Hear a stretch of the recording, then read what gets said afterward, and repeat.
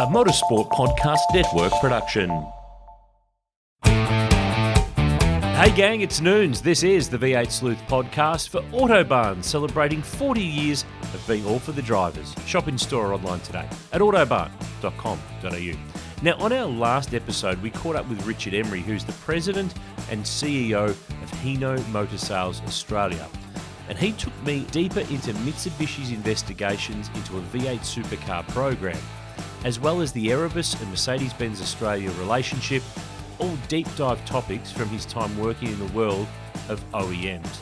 But we've saved up our chat about his time with Nissan for this, part 2. And among that discussion is the war, as supercars took aim at the Bathurst 12 Hour, with Nissan right in the middle of it. Right, let's rip in. This is Richard Emery, part 2 on the V8 Sleuth podcast for Autobarn. So let's jump. So we go from your time at Mercedes-Benz not being in supercars, Yes. to you move to the next place that is in supercars, which is Nissan. Yeah. So you become CEO MD of Nissan Australia. So that's the start of 2014, Correct. by which time they're into their second year They are. of V8 Supercars. So Yeah. when you roll in the door here, obviously you're in a big position. There's a lot of things to consider, but motor racing is in the world of Nissan. What's the V8 Supercar program that you kind of inherited, because you weren't involved in its creation, but Correct. where's it at when you roll in the door? So, I'd been approached to take over as the CEO at Nissan Australia, and it was a business. It wasn't a motor. It was an automotive decision. Oh, totally. Yeah. Nissan had its issues at the time, from a sales perspective, and kind of was asked to. I don't think come and fix is that the wrong word, but I was approached to take over. And it had not crossed my mind that Nissan was going supercar racing at the time. Like through the whole recruitment process, it was all about the challenges the business had, product lineup, sales results. That was where my focus was, and that was where the recruitment question discussions were. I finally said yes, and they said, right, we need to make the announcement that you're coming on board. We need to take your photo, all the things you do when you make an announcement to bring in a new executive into a company. And they said, oh, look, you can't go to the Nissan headquarters because people will recognise you, because I was still at Benz and this is months before my start date. And can't really go to a dealer because people will say, what's he doing here? What's he doing? Oh, no one will know you at the supercar team. We'll get your photo taken, and you'll be able to find the photo. We'll get your photo taken at Nissan Motorsport. And I went, at Kelly's workshop. yeah, Kelly's workshop. And I went, oh, yeah, they're in supercars, aren't they? It was the first time I kind of put two and two together. So off I go, get my photo taken at the supercar team. And it's kind of, oh, okay, that's interesting. And then soon after I was announced, which was well before I started. In fact, I was announced just before the Adelaide race at the end of 2013. I wasn't taking over until early 2014. There was all this chatter, well, he hates supercars. Well, because you've just come from a place that has stopped or tried to stop the... And I think even Rick or Todd asked me the question, right? And I said, well, no, I don't hate supercars. It's just that the business circumstances at Mercedes-Benz, it didn't fit, right? So there was a bit of chatter that, oh, that's the end of the Nissan program. He's going to kill his bottom of the way through. So I started in April, and I went to Japan like week 2. I went up to Japan. First meeting I went to, you got to close the supercar program down. Really? And I thought, oh, well, that's didn't see that one coming. Didn't see that one coming. And that's at the point when it happens in car companies. If you don't have full alignment in a decision like motorsport, because it's a polarizing. It's either people really want to do it, or they that's right. definitely don't want to do it. There's no one who's in the middle. Absolutely. And so in the space of 2 days in Japan, I had one executive say, how's it going? What do you need? Another one saying, close it down. So I thought, so there's clearly, I learned straight away that there wasn't alignment across the organisation that this was the right program to do. And you've got to be careful with motorsport programs. If it's a fanboy making the decision and it's not corporately agreed, then it's always a hard road, right? So I thought, okay, there's clearly not alignment across the organisation for this program to continue. So I said to this exec, I said, listen, well, hang on, I've just arrived. Can you at least give me 2 seconds? Can I look at the program, see if we can bang it into shape and whatever else? But clearly there was a group, a lobby group that didn't agree with the decision, and they had a new person coming in me. Okay, we'll tell him to close it down. So we spent that year trying to tidy the program up. I tried to understand what the program looked like, how we'd got into it, what was the decision making, and in the end it was a combination of the category rules and the fact that a group of people had got it over the line with never really getting Nismo engaged. Yeah. And part of that is because Nismo couldn't be involved because of the way the category rules were written. So Nismo, back in those days, was really an engine company. It provided V8 engines for LMP2, LMP3. It was an engine, a bit like AMG. It was an engine program rather than a race car business. And they were cut out because they were told, no, you can't use any of that. Kellys are going to build a new engine from scratch. So which is based off a petrol engine. Yeah.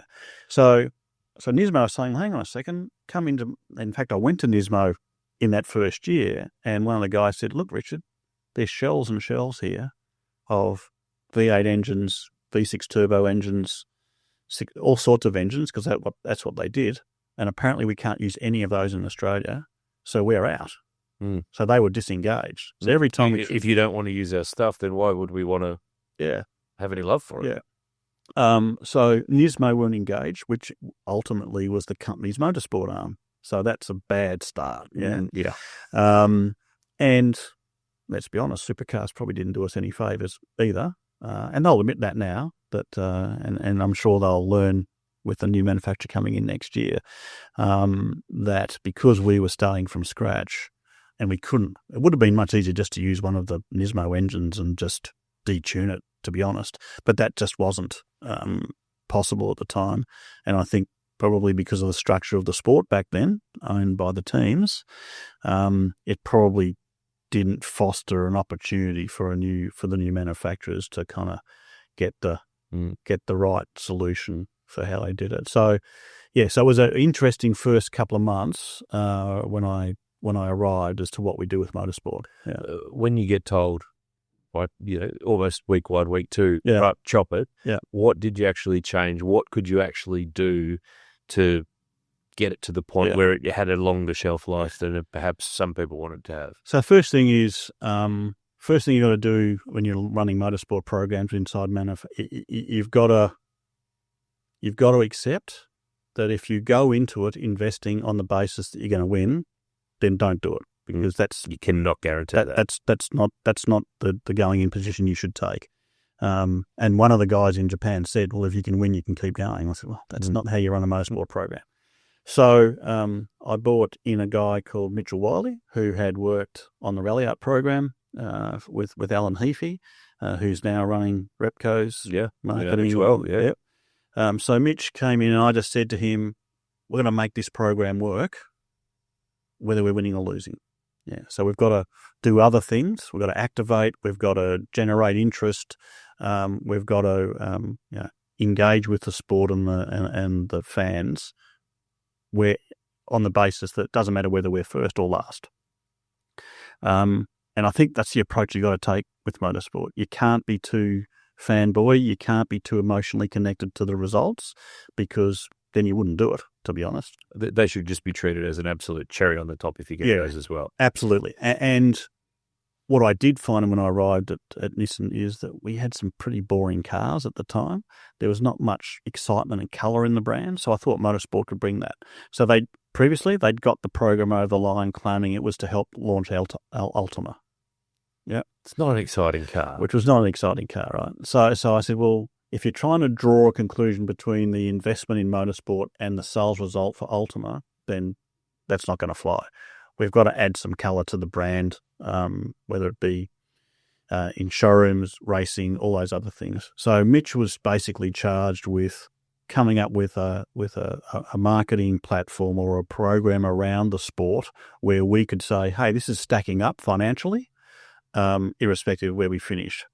It meant I had to sit down with the Kellys and with John Crennan, who was with helping the boys out at that point in time, to say, please don't ask me for more money to go faster because you're not going to get it. And I suspect maybe John, because of his background with HRT and before, and probably with Todd and Rick to some extent, they felt, well, we've got a manufacturer in it now. We'll just keep asking for money to go faster. And I said, I'm sorry, there's no more money to go faster, but we are going to invest in making this program work better off track. To make it last longer. To make it last longer. Yeah. And every couple of race meetings I'd go to, Michael Caruso's dad, Mick, would come and say, "Oh, we need more money to go faster." I said, "Mick, we that in fact, on a category that's based on parity, that shouldn't be the answer. The answer should not be you need more money to go faster." So anyway, I was hoping that supercars would provide the avenue for the cars to become competitive. And I suppose they probably did over the following couple of years, but that first 2 years was pretty hard work, and I commend the Kellys for their patience and the work that they did to bring that engine up. Our life would have been much easier if we could have taken an engine off the shelf from Nismo, because they would have been engaged. We would have had headquarters more engaged, and our life probably would have been easier. But Mitch came in, and we worked really hard. And if you remember back to those days, we were doing all sorts of stuff. We did circuit safari at Sandown one year. Yeah. We really got into the retro colour schemes. And for those who don't know the circuit safari, it was basically put a bus on the racetrack with guests on the bus with race cars zipping past, and not just V8 Supercars, but there were historic Nissan Skylines and had a Le Mans car, prototype, and something that was cool. I don't think anyone in Australia had done that before. No, so we kind of stole that idea from Nismo, and that was part of me trying to engage Nismo in the program, because they felt isolated from the program. If I could get Nismo engaged in our program, and I'm sure we're going to get to the 12-hour in a moment. I'm not sure what you're talking about here, Richard, at all. So we wanted to engage Nismo, so we stole a couple of their ideas, circuit safari being one. We really got stuck into the whole retro colour schemes and things. We did some great videos with George Fury and William Richards and things like that, which the other brands weren't doing, to be honest. In fact, there's a couple of things we did where Supercar said, "Oh, we don't think we want to let you do that because then the others will." And I kind of went, "Well, they didn't think of it. Let us do it, and let them do it. Complain in the aftermath and follow on." That's right. So make everyone better and lift them up. So Shane and I get on fine, and Shane Howard and James and I get on fine, and now, but back then, we did push their buttons by saying we want to do this, and I said, "Oh, I don't think we can do that." And I said, "Well, this was all about us trying to make sure that we can make the program work, irrespective of on track." And I'm pretty proud of some of the things we did. I know Mitch would be as well. So a lot of the things we did through that period of time just to get the engagement. The biggest test for me was, and why one of the reasons we got it reapproved for an extension, which still amazes me today, is CFOs don't like motor racing, right? Costs money. CFOs like stuff on balance sheets. Correct.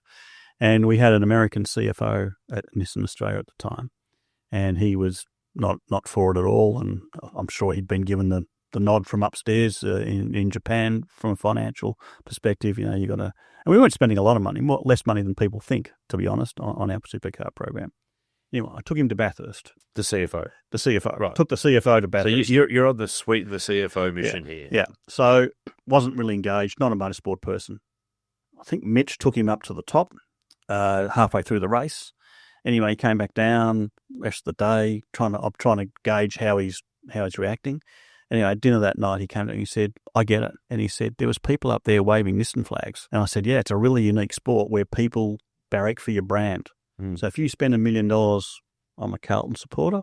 Hyundai, I don't know how much money Hyundai spend to sponsor Carlton, but I don't see anybody in the crowd cheering for Hyundai at a Carlton game." Whereas at motorsport, particularly Nissan, when we came back into the sport, there was Nissan fans came out of and they were waving Nissan flags. Yeah.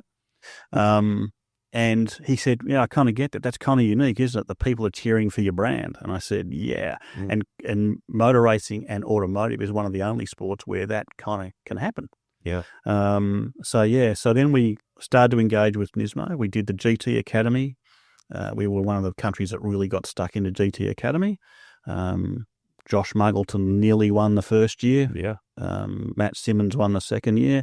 We put some pretty big investment into Matt over the following couple of years in GT racing in Europe. We did the 12-hour, and that was me trying to engage Nismo. So when the renewal was going to come around, I wanted Nismo on side.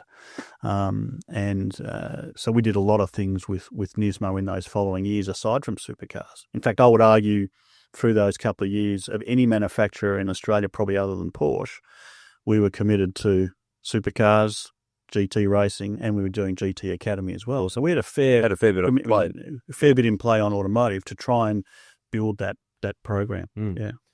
We'll get to the 12-hour now. Yeah, okay. So for the 10 years, it's gone fast, to remind people that the Bathurst 12-hour, which is now owned by Supercars, was not owned by Supercars back then. It had been revived in the late 2000s as a production car race, and then a couple of years on had evolved into a GT3 race. And by 2015, it had a really nice upward growth. It was going a good place. Starting 2015, V8 Supercars was into its new television deal, Fox Sports Channel 10. So it was a new era for them as well. And there was, each side will have their own viewpoints, but there was a clash where the Bathurst 12... Well, there wasn't a clash until Supercars made a decision. That's right. There ended up being a clash is what I meant to say. So the Bathurst 12-hour was clashed with a V8 Supercar Super Test, I think it was called, at Sydney Motorsport Park to be telecast on Fox on the same weekend as the 12-hour, effectively blocking and stopping V8 Supercar drivers from competing in the 12-hour, effectively. Correct. And they can say it however they want to say it, but drivers were told that they were expected as supercar drivers to be at the Supercars test day. Now, problem for Nissan, because you are in both. Yeah, and we're probably the only one that was in both. Yeah, I think we so. probably were. Yeah.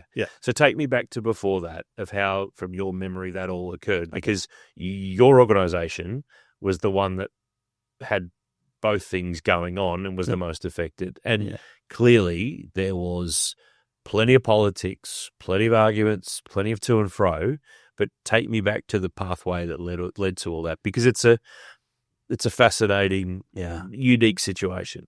So, as I just said in the previous conversation, the context is I'm trying to engage with Nismo. I'm trying to get the global Nissan Motorsport organisation engaged with our program in Australia.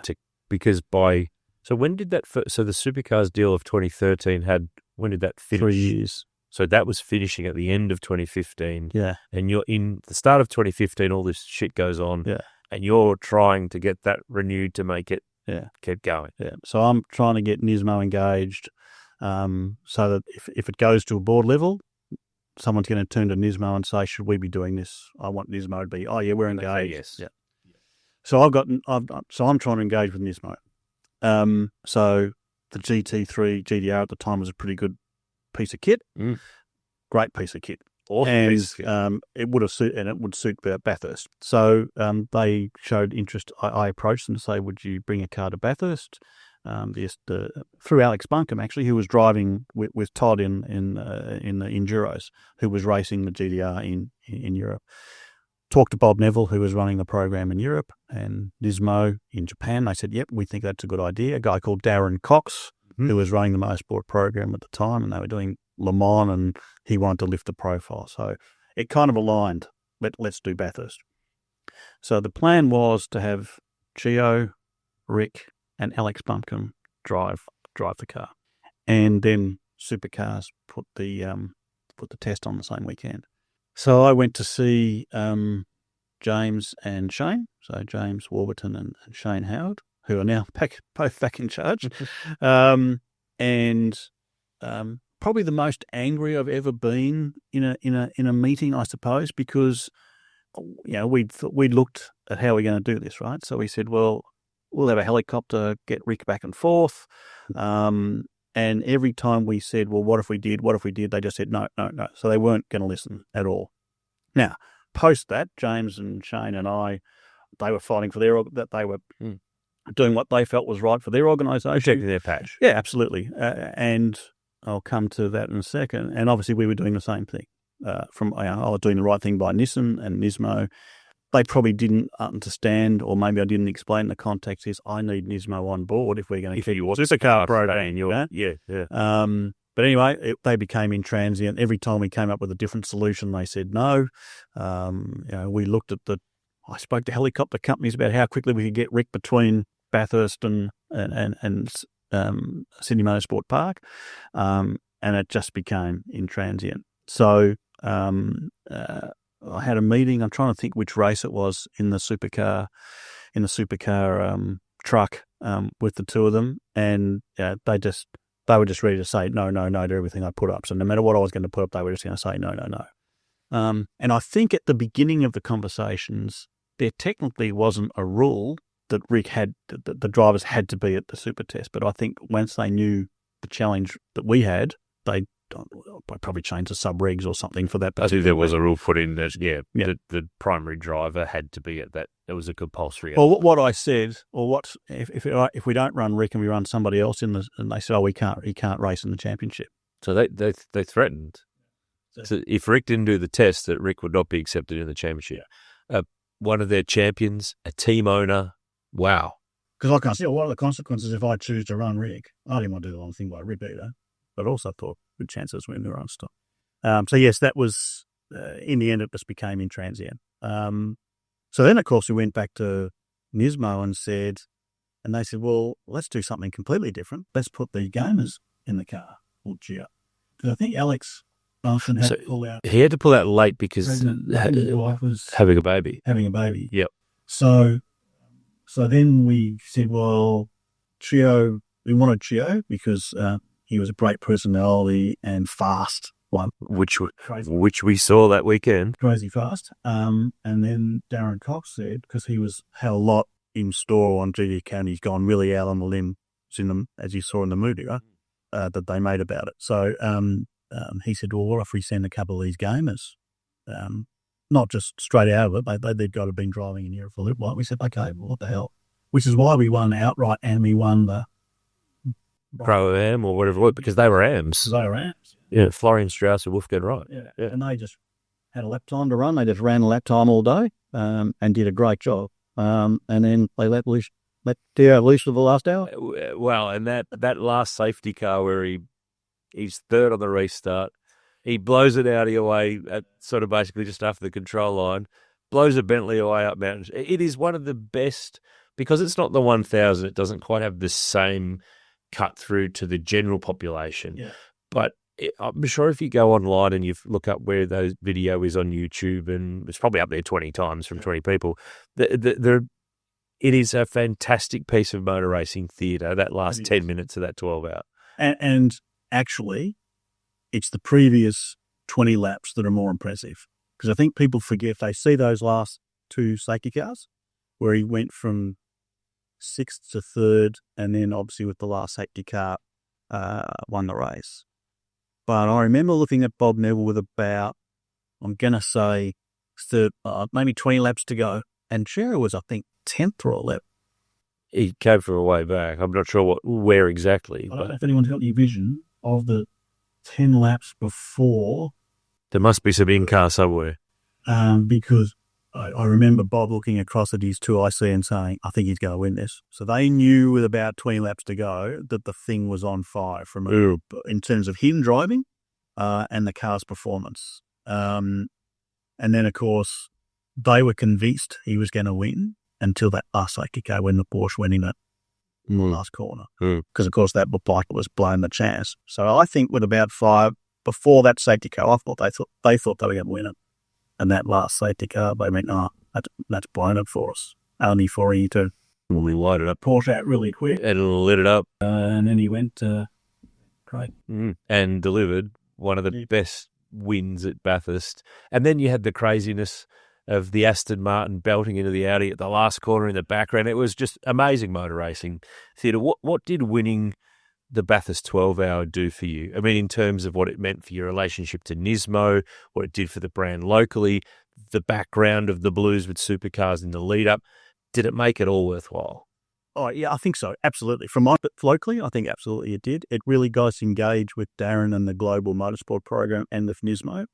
You've got to remember that in the space of 3 Bathurst races, we came first, second, and second. So we came first, Moffat and Taz Douglas finished second. Came second 6 months later, and then Gio backed up and finished second the following 12 hour. And Rick got to drive in that one. That was the one he got to drive in. Yeah. So in the space of 12 months, we'd be pretty gone all right there at Bathurst. Literally up there on the podium. Those 3 endurance races over that period of time, we were right up there. So yeah, look, it actually helped a lot in getting the program extended because we had 4 supercars. The great irony of the whole thing was that they were blocking you from doing something that was there to try to help you stay in their championship, which...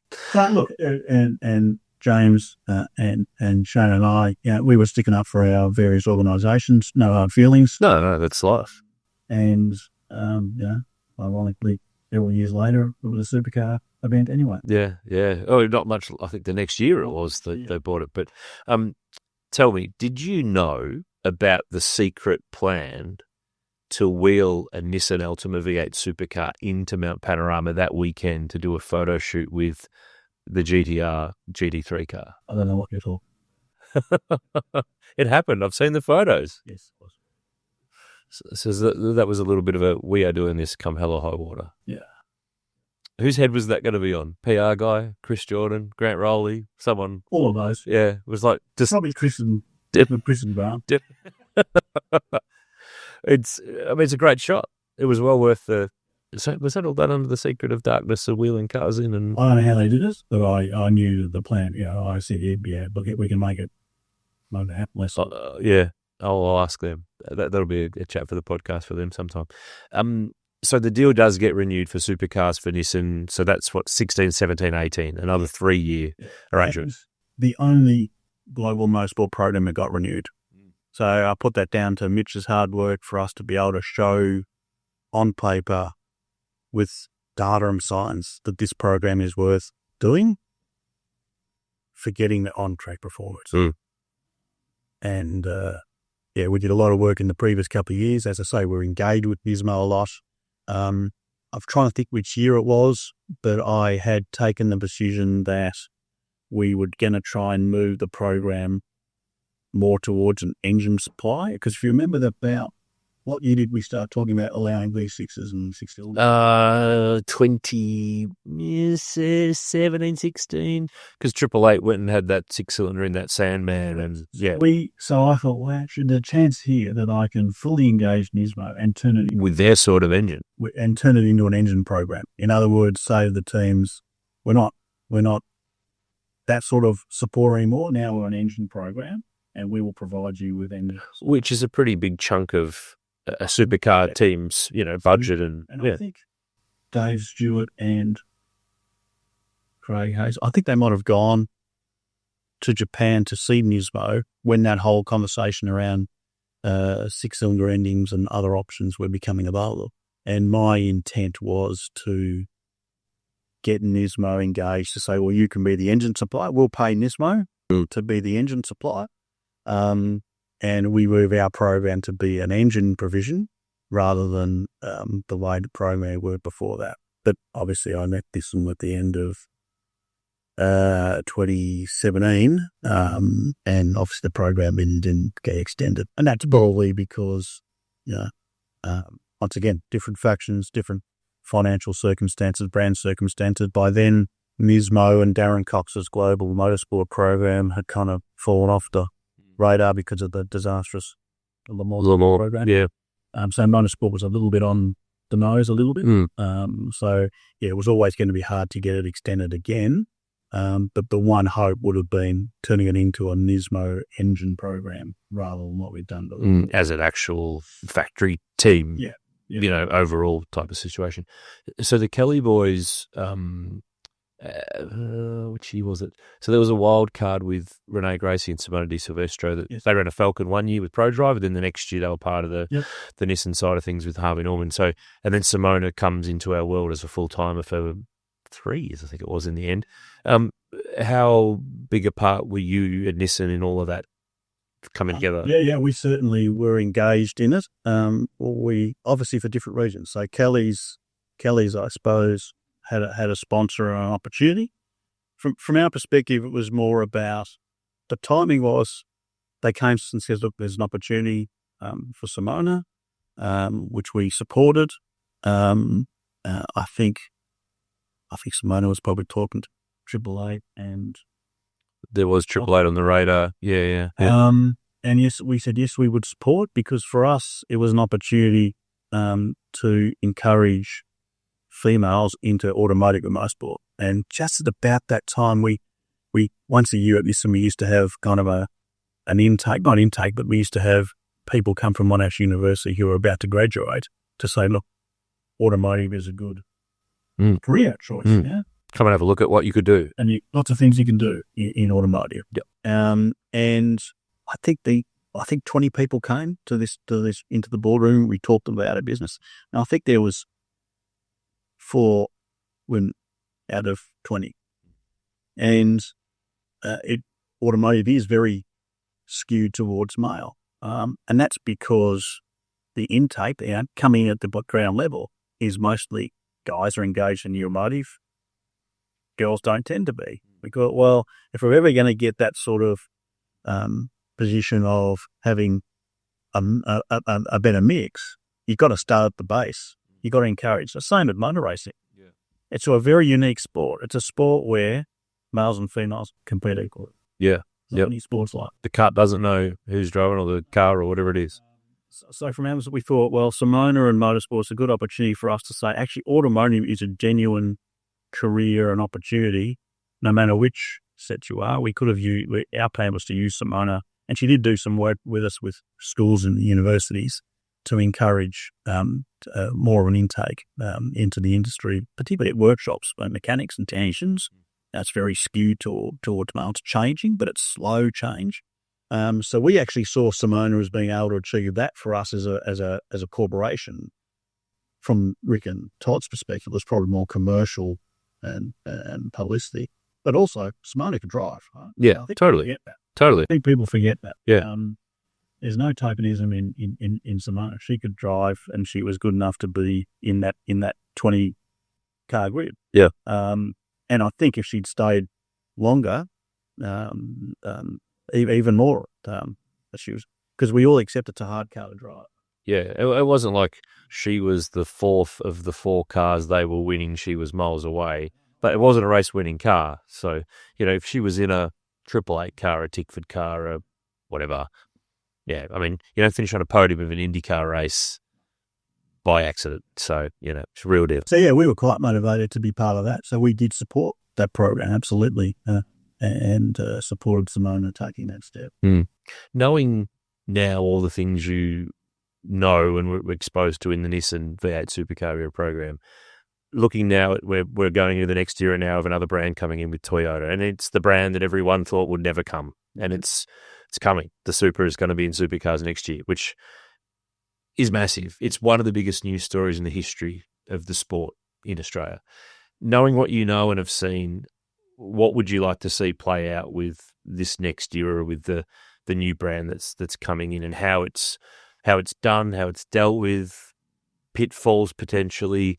What's your sort of overview summary to look as you watch this come in, and knowing that, you're been at places that looked at it and didn't do it, didn't want to do it because it wasn't the right thing, did do it. You've kind of seen it from every sphere of, an OEM and how it sort of works. Talk to me, tell me, because it's so interesting. Honestly, I am surprised. That they're coming? Yeah, I am. And I've had a couple of conversations with them. Obviously, we're a Toyota-affiliated business where I am now at Hino. Yeah, I think for them, business circumstances are such that there's a lot of transition going on in the automotive industry. And I think all the brands in Australia And I think probably the motivation is they want to establish themselves as Australia's car company. The home team. Yeah. Because there's no home team anymore. There's no home team anymore other than probably them. So I kind of get that. And because I've been through Mitsubishi with Rallier, Benz with AMG, Nissan with Nismo, if you have that motorsport arm or that motorsport brand, then that's another motivation for it. There's a sensible connection there. So with I think, taking a more serious approach to GR and the branding of that going forward, and I know what the benefits are from a couple of my previous brands in terms of brand positioning, profitability of the cars you sell, all those sorts of things. I can see why that GR element makes sense.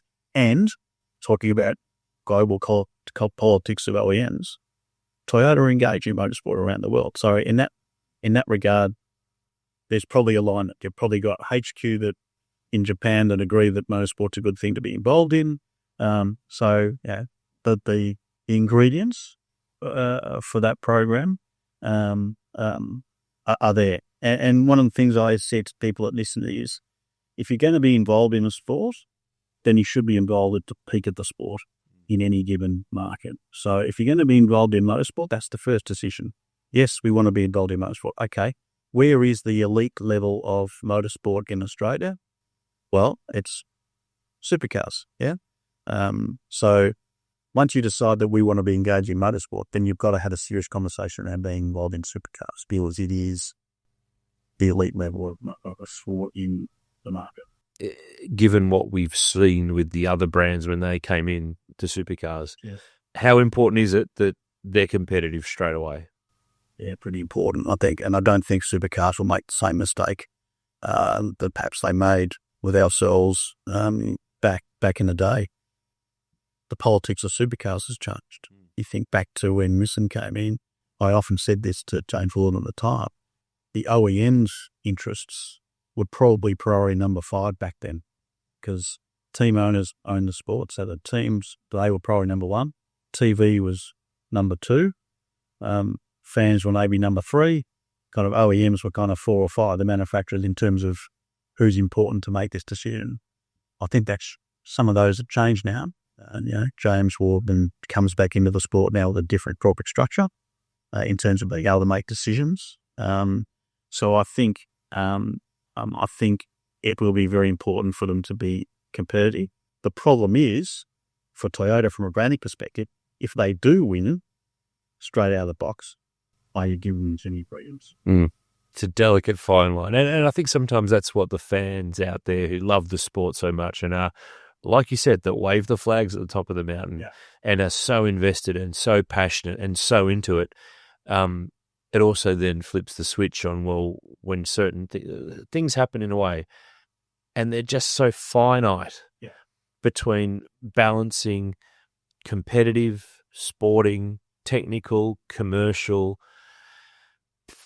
egos, politics. You blend. It's like putting all this in a blender and then trying to get this beautiful smoothie to come out.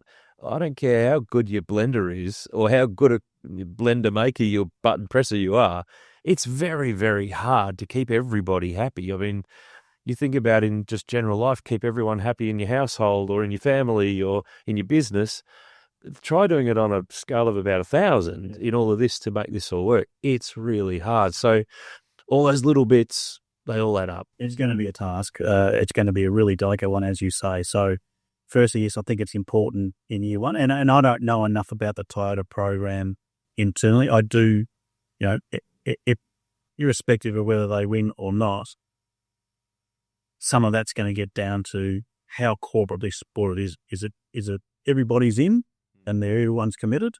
Then, okay, they'll be robust to perhaps not having a good first year or whatever else. But if there's factions and they don't have a good first year, there's the fuel for the faction that says, we shouldn't be doing this. Yeah. And I draw back to Jungle Juice, Winton, yeah? Yeah, 2013. So when I started at Nissan, had my first conversations with Shane and James, the previous year, of course, had been the Weather Cars one that Winton looked at. 1-2 with a different blend. Was it E?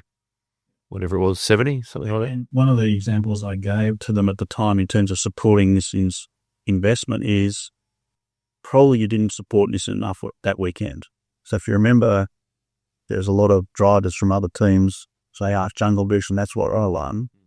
I said to them, you should have done two things. If it really did make a difference, they'd exclude them from the race. If it didn't make any difference, Tell everyone why. tell everybody, particularly the other teams, to shut up. Because there was no impact. So I said, I don't care what the answer is. I don't care if it did make a difference. But be something. But be clear as to the outcome. So I think that will be, their challenge next year is to create some clarity. I mean, we've still got this Ford niggle about parity, which I think is probably unnecessary. Well, I think it will go away next year because with the team at Banyo, if they start winning with Mustangs, because let's face it, they won with Falcons of different types. They jumped to Commodores. They won with them straight away. They swapped the rules to Car of the Future. They won with them as well. They swapped to Camaros, ZBs. No matter when they change and what they change, they've kept winning. That's right. And actually, that's an interesting point because as you can imagine, during the Nissan program, I was approached by a lot of other teams to say, you've taken me back to somewhere I wanted to go back to here. Talked about the Ballarat Mafia Motorsport. So one of my mates at school, Peter Janison, Ballarat person. Yes. Commercial. At AAA for a long time. He's now a premier with Pete Shibris' team, Pete said to me one day, can you meet with Roland? I said, yeah, sure. We're good friends. And Roland said, would you be interested in changing alliances and whatever else? And I had a coffee with Tim Edwards at Tigger. You would have had one with everyone probably. It was part of my, where are we at? What are the opportunities? Yeah. And in the end, I said to, because they all say, well, if you give us your cars, we'll win. Everyone, all the teams think that. And as every driver says, if you put me in Triple Eight, I'll win. Right? Well, that's just the nature of the egos in sport. And in the end, I said to Roland, listen, Roland, don't take this the wrong way, but let's just say I did move my program to you and you won. Who wins? He kind of looked at me blankly. I said, Triple Eight will win. They'll say, Triple Eight are the difference, not the Nissans. So I said, from my perspective, if I can get the Nissan program competitive where it is, that has more value from a brand perspective than just saying, well, the only reason you're winning is it's not because you went to Triple Eight. Yeah. And he kind of went, okay, I kind of get that. So I think that will be the test next year. You're right. Was there ever a real possibility of, you've always got to look at options, to look outside of Kelly's or to perhaps have Kelly's and someone else, or to just spread, obviously Toyota are coming in with two teams next year? Obviously the program started with one team, 4 cars, and we kind of were embedded in that by the time I got there. Should we have started with 2 teams? Considering we were going from scratch with the engine build, I don't know whether that would have worked. So I think that was the right approach to go with. Did we seriously consider moving? No, I don't think we ever got to the point where we certainly interrogated the programs, the pros and cons of Kelly's running it, and Rick and Todd and how they were running the program. We did some, as you would expect a corporation to do, we did some due diligence. They actually had Lyco do some work for us in one of the years just to give us some feedback. But no, I think we were comfortable to stay where we were on the basis, if you remember, that I've said we got the program to work whether we're winning or losing. And I think it would have diminished a little bit if we kind of abandoned the Kellys after all of the hard work they put in. So we kind of felt some loyalty, to be honest. I know that's not a good decision commercially, Roger. But I think Rick probably would have won a couple of championships in that period of time if he was driving one of the other brands. Yeah. Would have been right about it. Yeah. So I think the sacrifice that they put in, I think the cost of us changing or going across to other teams at the time probably wouldn't have been justified. But then, of course, that was in the back of my mind when I was talking about let's turn this into an engine program. because I could have spread the money across more team, did a can engine program rather than a direct thing. I think people have got to accept it, even though in the commentary they talk the factory Nissan or the. But so you leave Nissan late 17. Yes. So is that? I'm not an automotive journalist. I'm more a motorsporty sort of bloke. But is that your decision? Someone else's decision? I'm coming back to the motorsport element of you go before the Supercars program gets chopped. I think they announced it in 18, just before Rick won at Winton, which was the first and only time I've ever seen Todd Kelly cry on camera. So you were gone before the process of what the next step of the Supercar program was like. Probably another story for another podcast, but not a motorsport podcast. So I've had a falling out, I suppose is the right word, with a guy called Carlos Ghosn. Google him. There's stories out there. I wasn't the only one who had a falling out with Carlos Ghosn about the direction of the Australian business. And I suppose we were both in transient in terms of what we felt was the right thing for a Nissan business in Australia. So yes, I was shown the door. So that was, and to be honest, it was probably good because I wasn't going to take the approach that he wanted to take for the Australian business. So stepping out of it and watching the Supercar thing roll on, and then seeing that they decided to kill it. Yeah. Do you look at that as probably inevitable that it would have happened? Rather, if you were still there, you couldn't have been able to swing that across the line? It would have been a hard task to get it extended again, to be honest. The business, having said that, my boss at Nissan at that time, who I directly reported to in Japan, actually moved across to head up Nismo just after I left. So I don't know, maybe I've had a really good relationship with him. Maybe that would have been different. But no, I think it was probably coming to the end of his life. Ultimately had been gone for 2 or 3 years from the market by then. The only way to possibly say it would have been GDR and a Nissan engine, probably. GDR engine was probably the only chance, and I just don't think there was enough corporate support for that to happen. Yeah. What could have been, but wasn't, and that isn't. So since Nissan, there's been a few other roles and bits, but now you're at Hino. And been at Hino 4 years now, 3 or 4 years? And you're the big cheese now. It says it on your business card. I've seen it. The big cheese. That's you. So yeah, it was. So in between Nissan, I was involved in a business called Motorsport Safety and Rescue. That's right. Yeah. For those who don't know, what is it? What did it do? Motorsport Safety and Rescue is run by a guy called Jeff Becker, and an invisible business to most people. But most car companies in Australia use that business to run their launches, track days, run their press fleets. It started off providing medical and safety and rescue services to the Australian Rally Championship and to Targa events, and still does a bit of that. Yes, it's actually an ex-paramedic. Well known in the sport, but not many people outside could know. So I worked in that business with Jeff for a couple of years. And then, joined Hino just after COVID. I thought I'd done the automotive business, but the reel got you and reeled you back in. I certainly didn't want to go back into passenger cars after doing that for such a long time. So being with them, and of course, arrived to find, look, I'm talking. It's kind of like, are you following motor racing or is it following you? It's following me. Right. So, and it's a great program for us. Now I'm a sponsor involvement rather than on the other side of the fence. We do it for a whole range of reasons. Our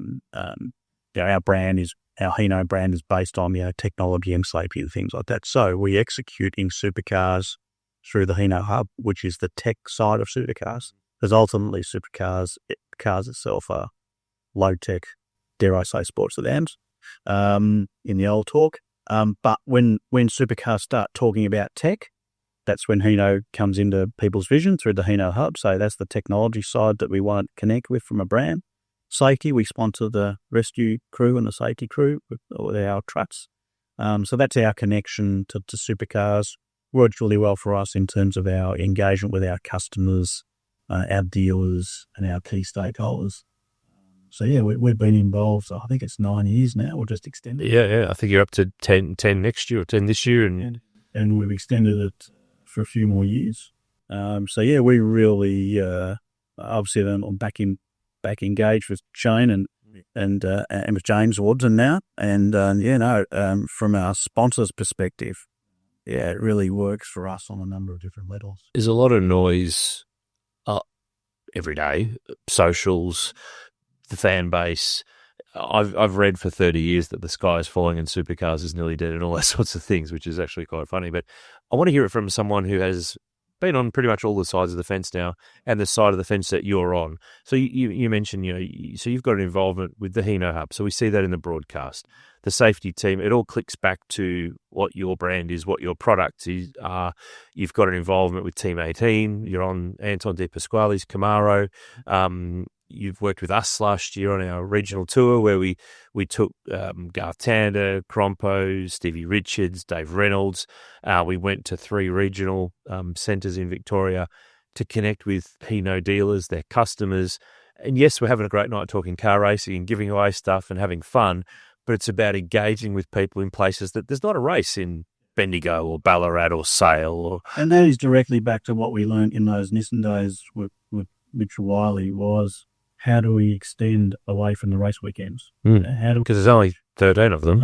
Yeah. Now, Supercars, from a sponsorship perspective, is national. The amount of money that we spend on Supercars, if we spent that on AFL or NRL or whatever else, we wouldn't get the national coverage. We wouldn't be able to engage with our customers in every state. And the truth is that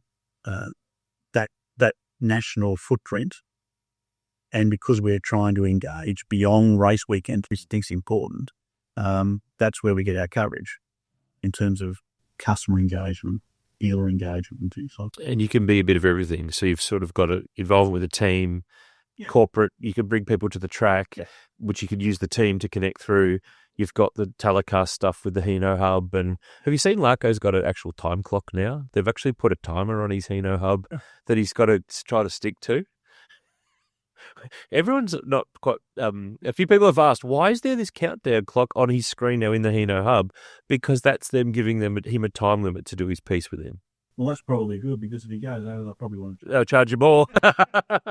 Yeah, that's a good point. Good point. I hadn't thought of that. But no, look, and it's interesting when we do take customers and stakeholders to the events. They actually really enjoy going into the Hino Hub with Neil, and he explains how he does it and whatever else. That's just as engaging as going into the Team 18 pit. And it's behind the scenes stuff. It's really interesting, fascinating how they, the work they have to do to prepare all that stuff for them. So, the Hino Hub really works for us. The safety guys really work for us as well. So even though people just see us as a sponsor, there's lots of activation and things that we do to generate the value for us and the engagement. And that's the really hard thing. And because we have a lot of, and I've had drivers on and engineers and people in different roles in the sport, a lot of younger listeners who are, drivers coming up through karting. They're trying to find their way. They're trying to figure out how this all works. And just wherever I can with my guests who've been there, done it, know it really well. It's not a game, and I want younger kids to learn these things along the way. And if they could take a little bit away from a chat of something like this, it's not just a case. We are well beyond the whole realms of, hello, Mr. Hino, I'm such and such, and I want to be the next, Will Brown or Brock Feeney or Jazz Mostert. I'd like this many dollars, and I'll put my sticker on your sticker on my go-kart or my Excel or 86 or whatever it might be. Having the ability to think broadly, to understand what matters for the person that you're engaging with rather than just going, what works for me? Is that one of the things you would probably recommend to younger drivers, people trying to work their way through the sport, that you've got to kind of open your mind up and think a bit beyond the box? Absolutely. So one of the other things we do, obviously we support the 86 series. And I think our award that we give out once a year is the marketing award. So who has done the best job in engaging externally, marketing, et cetera, et cetera. So we and you can see a wide variation, even at Toyota 86 series, in terms of how they go about presenting themselves externally to the world, whether they're chasing sponsors or getting engagement or whatever else. So we support that kind of prize, and there's some fantastic approaches being taken by those young drivers in 86 and probably in other categories as well. I'm only engaged with the 86 guys in Dells. And I think sending multiple letters, documents to just everybody, you got to find a position, if you want to call it that, a brand position, and hone in on like-minded organisations. Find out what your brand is going to be or what your ethos is going to be. And point of difference to everybody else's too. And try not to scattergun to everybody. Go and pick on brands that are aligned with it. Identify on the right sort of ones. Come up with something that works for them that also then therefore works for you. Yeah. Just a little bit of marketing 101 here on trying to help some of the young kids along the way because it's a really confusing landscape out there now, because it's back in the day it was really sort of simple. It was print, TV, radio. Yeah. But now, as fragmented as media is, there's never been a better time if you're a young racing driver with a little bit of savvy, with a mobile phone and a YouTube account, an Instagram, TikTok, whatever the platform of your choice is, you can actually broadcast yourself in a way like you couldn't. The race drivers of the 80s and 90s could not do that. They did not have that at their in their hands. So, at no greater time in the history of the world has a young racing driver got a way to make a point of difference compared to everybody else. So I hope we haven't meant that means that there's a flood of emails to you now, but you get plenty already. I'm sure you do. Richard, thank you so much, mate. Your story is really interesting. Thanks for delving into some of the stuff in manufacturer land to try to give us a greater understanding of how it works in, these big businesses that make big decisions that have big implications. They don't always come off, and sometimes you've got to sort of have a few that don't get across the line to get a few across the line. But yours is a really interesting story, so thank you for sharing it. And there you have it. I really, really enjoyed that chat with Richard here at V8 Sleuth headquarters. I reckon you've learned a bit there too that you didn't perhaps know before we sat down to have that chat. A massive thank you to Richard for the time and for opening up about some topics that perhaps he hasn't spoken all that publicly about before. I really appreciate it. But I really hope you enjoyed this chat. Something a little different, not a name race driver or a race engineer that's won championships, but a guy who's been around the sport and has had plenty of influence for a very long time and still remains connected via Hino to this very day. I'm going to catch you soon on the V8 Sleuth podcast for Autobahn, celebrating 40 years of being all for the drivers. Shop in store or online today, autobahn.com.au. Hope you enjoyed this ep. I'll catch you next time.